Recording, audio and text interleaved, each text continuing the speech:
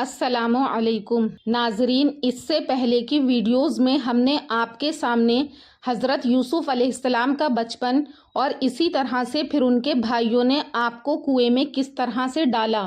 اور کس طرح سے حضرت یوسف علیہ السلام بازار میں غلام کی طرح فروخت ہوئے، اور پھر کس طرح عزیز مصر کی بیوی زلیخا نے آپ پر الزام لگایا، اور پھر آپ اس الزام کے ضمن میں جبکہ آپ بری الذمہ تھے کئی سال قید خانے میں رہے، اور پھر قید خانے میں 2 قیدیوں کے خواب کی تعبیر، اور پھر اس کے بعد بادشاہ کے خواب کی تعبیر، اور آپ نے اپنی حکمت عملی سے کس طرح سے قحط سالی میں مصر اور اس کی عوام کا خیال رکھا، اور پھر اپنے بھائیوں سے ملاقات، اور پھر بنیامین کے سامان میں کٹورے کا مل جانا، یہ سب باتیں بیان کی تھیں، اور حضرت یوسف علیہ السلام کا بنیامین سے ملاقات کرنا بتایا تھا، اور پھر اس کے بعد کس طرح سے یہ سارے بھائی اپنے والد کے پاس پہنچتے ہیں اور جا کر کے یہ کہتے ہیں کہ آپ کے بیٹے بنیامین نے چوری کی ہے، اس کے بدلے میں عزیز مصر نے اس کو اپنے پاس روک لیا ہے۔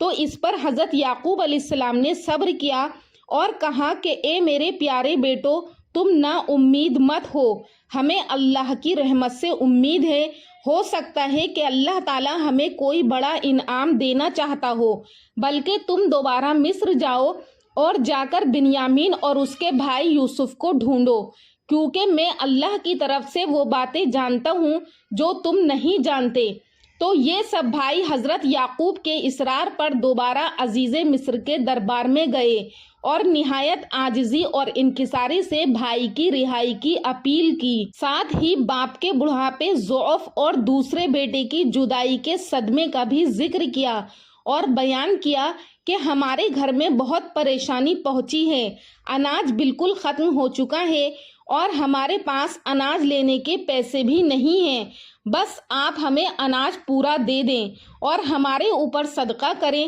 بے شک اللہ تعالیٰ صدقہ کرنے والوں کو بہترین بدلہ دیتا ہے۔ جب حضرت یوسف علیہ السلام نے اپنے بھائیوں کو دیکھا کہ ان کے بھائی قسمیں کھا رہے ہیں اور اپنی پریشانی بیان کر رہے ہیں، تو حضرت یوسف علیہ السلام کا دل بھر آیا، آنکھیں نمناک ہو گئیں۔ روایت ہے کہ حضرت یعقوب علیہ السلام نے عزیز مصر کے نام ایک خط بھی لکھ کر دیا تھا۔ حضرت یوسف علیہ السلام نے خط پڑھا تو بے اختیار رونے لگے اور پھر اپنے راز کو ظاہر کر دیا۔ تعارف کے طور پر بھائیوں سے سوال کیا کہ تم کو کچھ یاد بھی ہے کہ یوسف اور اس کے بھائی کے ساتھ تم نے کیا برتاؤ کیا تھا؟ جب بھائیوں نے عزیز مصر کی زبان سے اپنے بھائی یوسف کا تذکرہ سنا تو حیران رہ گئے اور گھبرا کر بولے، کیا سچ مچ تم ہی یوسف ہو؟ تو حضرت یوسف علیہ السلام نے جواب دیا کہ ہاں، میں ہی یوسف ہوں اور یہ میرا بھائی ہے۔ اللہ نے ہم پر فضل و کرم کیا، جو شخص اللہ سے ڈرتا اور صبر کرتا ہے تو اللہ تعالیٰ نیکوکاروں کا اجر ضائع نہیں کرتا۔ سورہ یوسف آیت نمبر 90۔ بھائیوں نے جب حضرت یوسف علیہ السلام کی یہ شان دیکھی تو اپنی غلطیوں اور کوتاہیوں کا اعتراف کر لیا۔ آپ نے اپنے بھائیوں سے شکوہ نہیں کیا یا ان کو طعنہ نہیں دیا کہ تم نے ہی مجھے کنویں میں پھینکا تھا۔ آپ نے بھی پیغمبرانہ عفو درگزر سے کام لیتے ہوئے اپنے بھائیوں کو معاف کر دیا۔ حضرت یوسف علیہ السلام نے بھائیوں کو بہت سا اناج دیتے ہوئے کہا کہ میرا یہ کرتا لے جاؤ اور اسے والد صاحب کے منہ پر ڈال دینا، ان کی بینائی واپس آ جائے گی، اور تم سب اپنے اہل و عیال کے ساتھ میرے پاس واپس آ جانا۔ قافلہ قمیص لے کر چلا ہی تھا کہ 250 میل دور کنعان میں حضرت یعقوب علیہ السلام نے آس پاس کے لوگوں سے کہنا شروع کر دیا کہ اگر تم لوگ مجھ کو یہ نہ کہو کہ بوڑھا بہک گیا ہے تو مجھے یوسف کی خوشبو آ رہی ہے۔ بھائی واپس کنعان پہنچے اور والد کے چہرے پر کرتا ڈالا، جس سے ان کی آنکھوں کی بینائی بحال ہو گئی، یعنی واپس آ گئی۔ آپ نے بیٹوں سے فرمایا، دیکھا کیا میں نے تم سے نہیں کہا تھا کہ میں اللہ کی طرف سے وہ باتیں جانتا ہوں جو تم نہیں جانتے۔ سورہ یوسف آیت نمبر 96۔ پھر بادشاہ نے یوسف علیہ السلام کو حکم دیا کہ آپ اپنے پورے خاندان کو یہیں بلا لیں۔ اب تک تو یوسف علیہ السلام بادشاہ کے وزیر خاص تھے، لیکن بادشاہ نے آپ کی حکمت عملی کو دیکھ کر آپ کو خزانوں کا مالک بنا دیا اور امور سلطنت آپ کے حوالے کر دیے، اور کچھ دن بعد ہی بادشاہ کا انتقال ہو جاتا ہے، اور پھر یوسف علیہ السلام اپنی حکمت عملی کی وجہ سے مصر کے بادشاہ بن جاتے ہیں۔ پھر کچھ دنوں بعد ہی حضرت یعقوب علیہ السلام اہل خانہ کے ہمراہ مصر روانہ ہو گئے۔ حضرت یوسف علیہ السلام نے ایک بڑے لشکر کے ساتھ شہر سے باہر والد اور خاندان والوں کا استقبال کیا۔ 40 سال بعد ہونے والی اس ملاقات نے باپ بیٹے یعنی اللہ کی دو پاکیزہ اور برگزیدہ ہستیوں کو آپ دیدہ کر دیا۔ بہت دیر تک دونوں ایک دوسرے کے گلے لگ کر روتے رہے۔